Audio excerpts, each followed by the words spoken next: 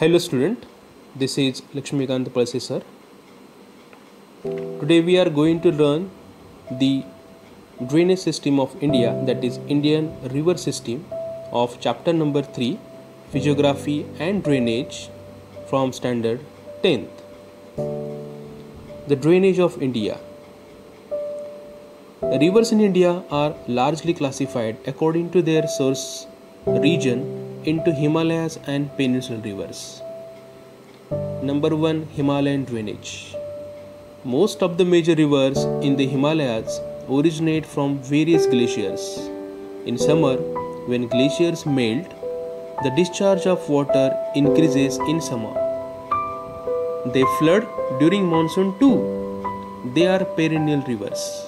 The drainage covers two major river systems such as Sindhu river system and Ganga river system. Sindhu and its tributaries, that is Jhelum, Chenab, Ravi and Satluj, drain the western Himalayas, that is, they flow through the state of Jammu and Kashmir.